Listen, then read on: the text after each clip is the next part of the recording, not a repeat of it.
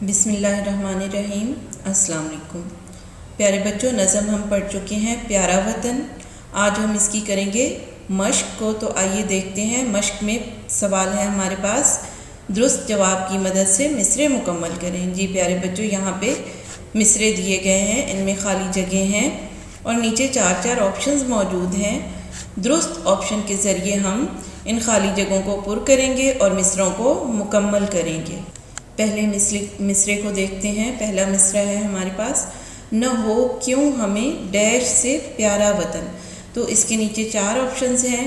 Number 1 یعنی الف، سب، بے، دل، جیم، جاں، دال، خود۔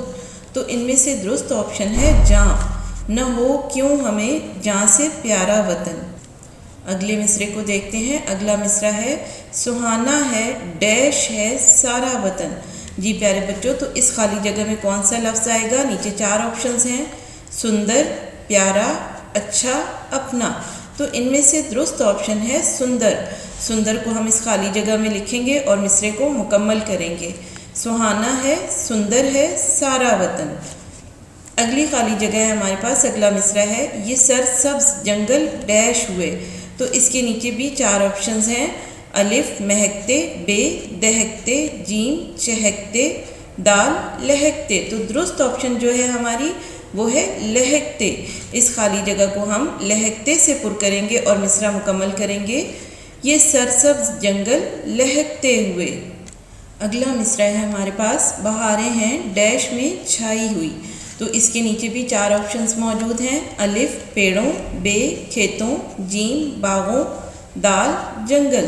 تو درست آپشن ہے ان میں سے باغوں۔ باغوں کے ذریعے ہم اس خالی جگہ کو پر کر کے مصرعہ مکمل کریں گے، بہاریں ہیں باغوں میں چھائی ہوئی۔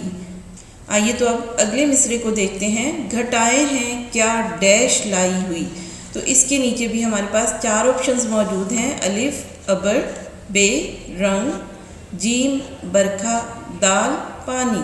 تو ان میں سے درست آپشن ہے ہماری بے، رنگ۔ رنگ کے ذریعے اس خالی جگہ کو پر کریں گے اور مصرعہ مکمل کریں گے، گھٹائیں ہیں کیا رنگ لائی ہوئی۔ پیارے بچوں، مصرعے ہمارے مکمل ہو چکے ہیں۔ اگلے سوال کو دیکھتے ہیں۔ اگلا سوال ہے ہمارے پاس، دی گئی مثال کی روشنی میں کالم جیم میں درست مترادف لکھیں۔ جی پیارے بچوں، مترادف کہتے ہیں ہم معنی الفاظ کو جن کے معنی ایک ہی ہوں انہیں مترادف الفاظ کہتے ہیں۔ یہاں پہ ہمارے پاس 3 کالمز موجود ہیں، کالم الف، کالم بے اور کالم جیم۔ کالم الف میں جو الفاظ دیے گئے ہیں ان کے مترادف الفاظ کو کالم بے میں بے ترتیب کر کے لکھا گیا ہے۔ ہم نے کالم الف میں موجود الفاظ کے درست مترادف کالم بے میں سے تلاش کرنے ہیں اور کالم جیم میں ان کے سامنے لکھنے ہیں۔ پہلا لفظ، پہلا مترادف مثال کے طور پر یہاں کر دیا گیا ہے، جنت، اور جنت کا مترادف لفظ ہے یعنی ہم معنی لفظ ہے بہشت، تو اسے پہلے ہی کالم جیم میں لکھ دیا گیا ہے۔